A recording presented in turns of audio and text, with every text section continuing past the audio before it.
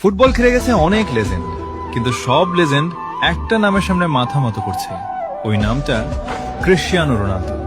পেলে বলেছেন, রোনালদো সর্বকালের সেরা খেলোয়াড়, ওর মতো অ্যাথলেট আমি দেখি নাই।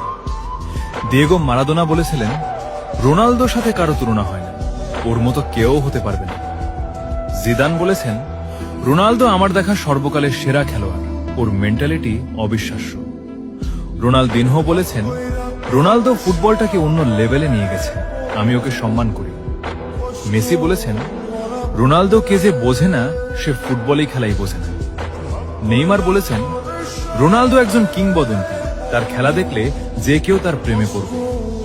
এমবাপ্পে বলেছেন, রোনালদো আমার আইডল, ছোটবেলা থেকেই তাকে দেখে খেলা শিখেছি, আমিও তার মতো হতে চাই। কাকা বলেছেন, Ronaldo great of all time god, এবং তার সাথে কারো তুলনা হয় না, সে সর্বকালের সেরা প্লেয়ার। 970-এর বেশি গোল, 5টা ব্যালন ডি'র, 5টা চ্যাম্পিয়ন্স লিগ, এক সিজনের 15টা ট্রফি জয়। নাম্বার না ভাই, নাম্বার তো লেজেন্ডরাই বলতেছে।